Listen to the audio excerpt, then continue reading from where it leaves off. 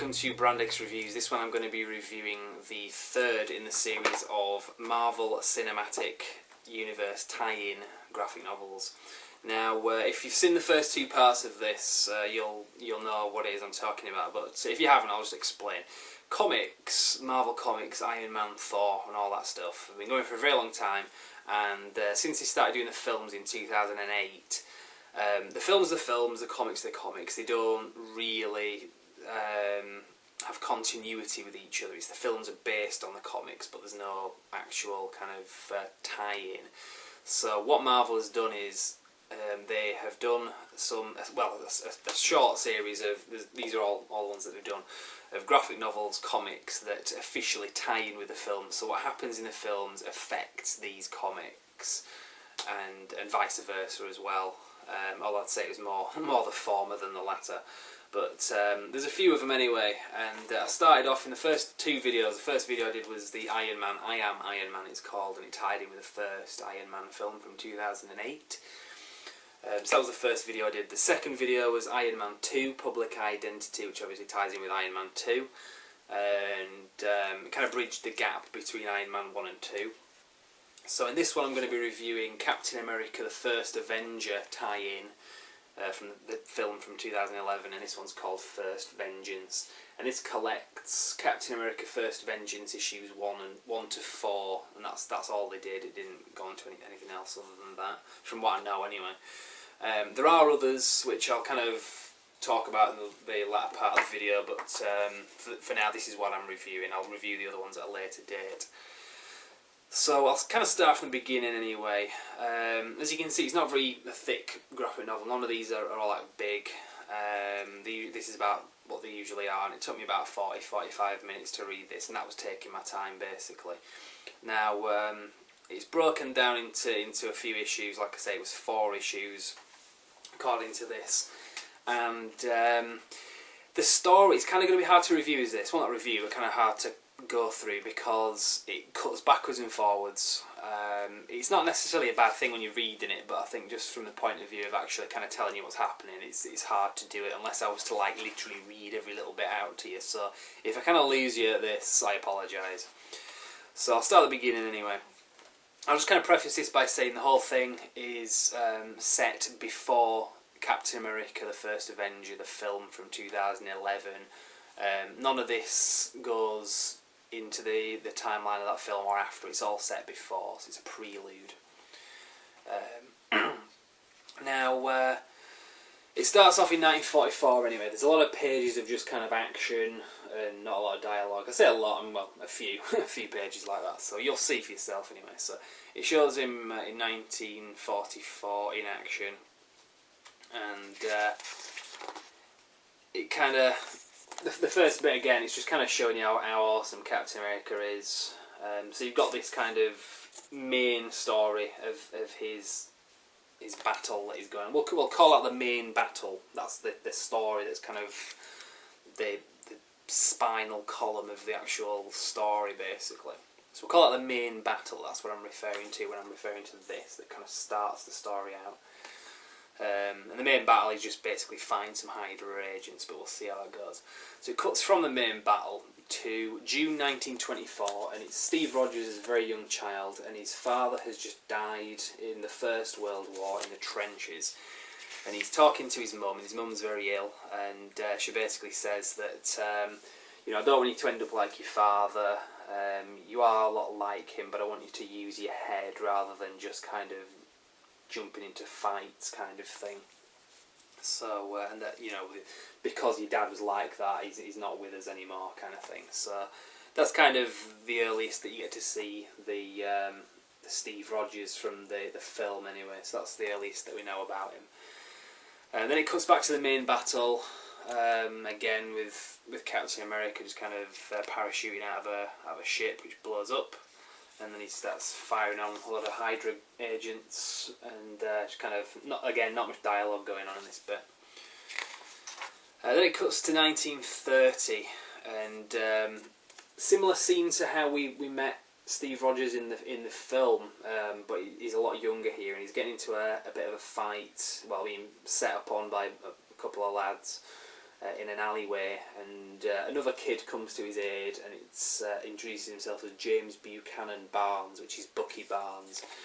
Now, there's a similar scene in the film. What happened in the film was Steve Rogers was kind of being picked on by some guy in an alleyway, and Bucky Barnes kind of like intervenes and kind of saves the day.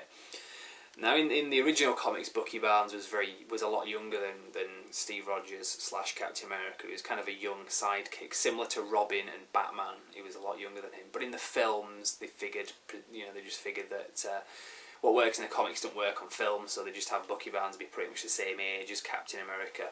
So you get to see them meeting each other in this, and again, they are the same age, but they are quite young, maybe 11, 12, 13, something like that.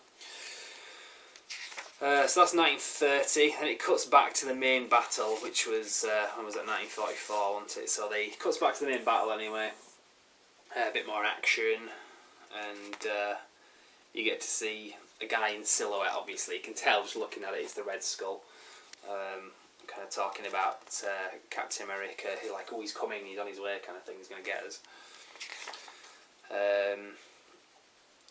Then again, it kind of cuts from one bit to the other here, but yeah, anyway, it's still on with the same main battle. He's kind of fighting these Hydra guys, there's a lot of explosions, not much story really so far.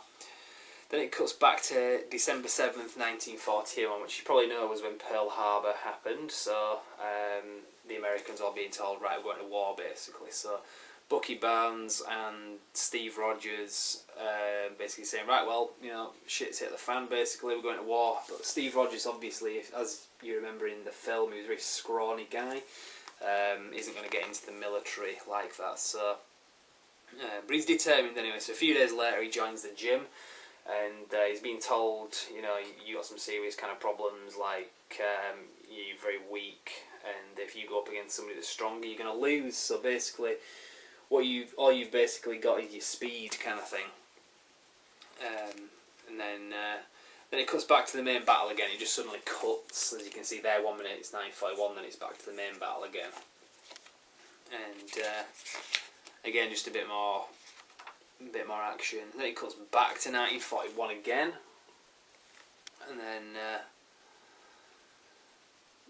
it cuts back to the main battle again, and then it cuts back to 1941 again. So again, it's not bad when you're reading it, but just from my reviewing it and kind of talking about it, it's difficult.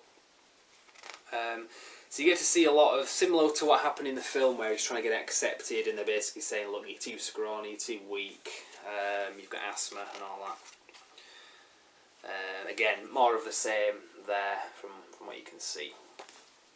So I think here he's talking to Bucky Barnes again. As you can see there as well, he's got the 4F stamp, which you saw a bit of at the beginning of the Captain America film. Then it cuts back to the main battle again, and he comes across this guy in this giant robot suit thing, similar to the Ironmonger suit from Iron Man 1, similar sort of feel to it. And then it cuts into the next issue, and it picks up from where it left off. So he's fighting against this giant Ironmonger type thing, and it's got like a new weapon. It's more than just bullets, basically. It's got like a new sort of power source, which is like what the Red Skull had in the film in Captain America. Then it cuts back to 1934, so going back a bit now, and it's at this opera, and there's a lot of key Nazi players there, including Hitler as well. And this guy introduces himself, puts in a conversation, and it's Johann Schmidt, as you would recognise as the Red Skull character from obviously the film. So this is kind of how he got started with the Nazis, and he starts talking to Hitler and basically saying, what if all these myths are scientific fact, scientific roots, all the stuff about Odin, which is Thor's father, obviously. So some of the guys around Hitler, some of his entourage, are kind of like saying, who is this guy kind of talking bollocks? And they throw him out on the street, literally. But there's another guy who basically stops by and says, well, actually, I overheard that and some of it sounded interesting, so let's have a chat. And that guy is Heinrich Himmler from the SS.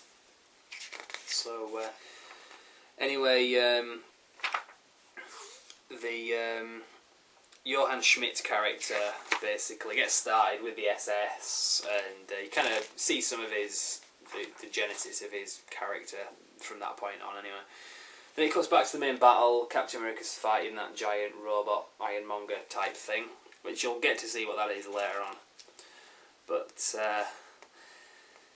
then it goes back to 1934, and you've got the Johann Schmidt character in battle, and he gets to meet Arnim Zola, which is one of the scientists that works in the film. You probably recognise him if you've seen the First Avenger, Captain America First Avenger. That's that guy there. I think he's in the new film as well in flashbacks, The Winter Soldier, which is out in a couple of days as I'm recording this.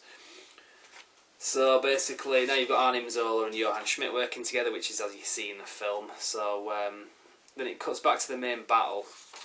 And you found out at this point as well that that ironmonger robot was one of Arnim Zola's robots. So you kind of get the pieces of the puzzle kind of come together here a bit anyway. So after that anyway, Iron Man's having a bit of a fight with one of these robots, and he destroys it. Then it cuts back to 1935. So again, it's all that sequence. It's like a Quentin Tarantino film. This basically, it's all that sequence. You get to see what happens with Abraham Erskine. You kind of introduced to him here. He was the scientist that came up with the super soldier serum, but he was one of the good guys, played by Stanley Tucci in the the Captain America First Avenger film. So he gets captured and forced to work for Johann Schmidt, which is the Red Skull. Which, if you've seen the film, you'll know what happens after that. Johann Schmidt makes Erskine work for him, and the experiments don't really go to plan. And he becomes a Red Skull, kind of evil, well, more evil than he was. So he's forcing him to work for him. And it cuts back to more of the main battle with Captain America, and throughout the main battle there's bits where Captain America's talking on his radio to somebody, but you don't really get to see who it is till later. You find out that it's Howard Stark that he's talking to on his radio, which is Tony Stark's father. Again, Howard Stark is in Captain America the First Avenger, so again it all ties on. Then it goes to 1940, and you get to see Howard Stark at like this big demonstration, this public demonstration of his equipment, and the Tommy Lee Jones character, I can't remember his bloody name from the film, he's a Colonel Phillips, that's it.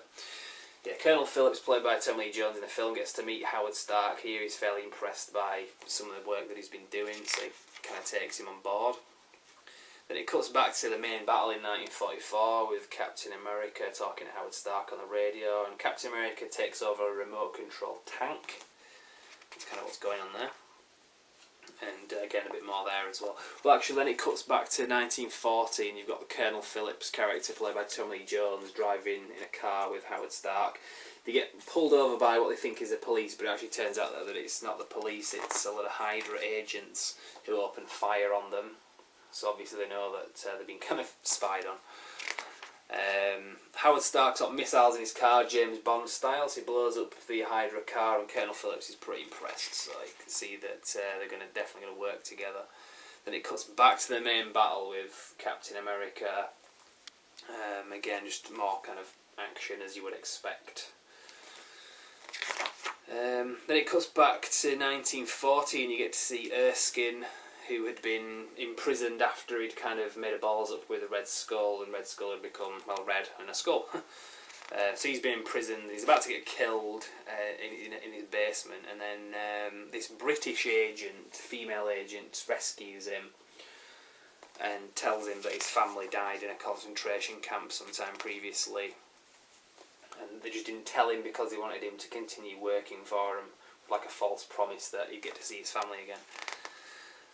So they escape anyway, and you find out that this British agent is the Agent Carter from the film. That was the love interest, the woman that was the love interest, obviously, from the Captain America film. And it's kind of rounding off here, so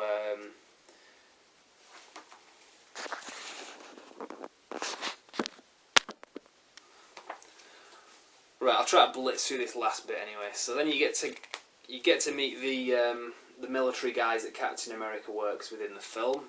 In the first film, they're being mistreated in a concentration camp. Story doesn't massively go anywhere, and also you find out Bucky Barnes is with them as well.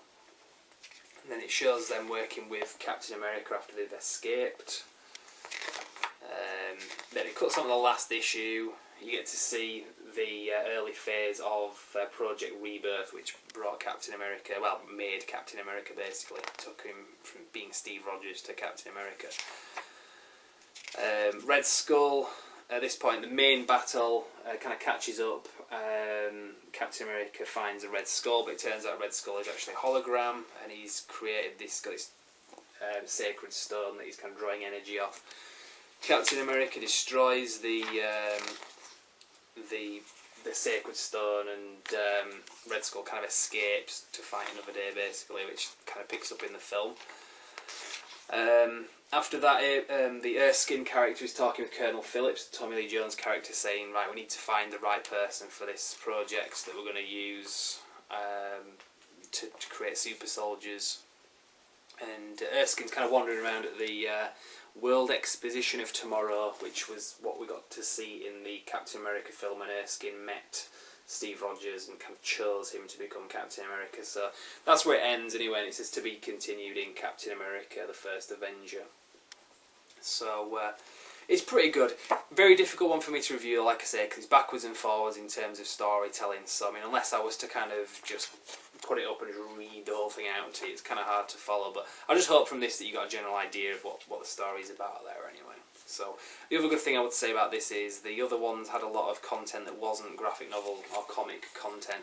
This one has about 6 pages, not even that, 3 pages of just interviews with the authors. The rest of it is all the actual graphic novel content itself, so it's very good from that point of view. So in the next ones anyway, I'm going to be reviewing the future ones. So like I say, if you want to buy any of these, this is the seal that you want to look for. I'll put it in the end credits so you know what it is. It's the Marvel Cinematic Universe official tie-in. And like I say, there's a couple of Avengers ones, there's an Iron Man 3 prelude, there's a Thor the Dark World prelude, and this came in the post today. It's the Captain America the Winter Soldier prelude. So I haven't read it obviously, so I can't review it, but I'll be doing all of these individually in the near future. I'm going to try and get them done in the next couple of weeks. So that's the review anyway. Like I say, I hope you followed it. It was a difficult one to do just because of the way the story is told, but I hope you followed it. And if you want to check back, it's brandxreviews.com, and we will see you for the next review. Thank you very much.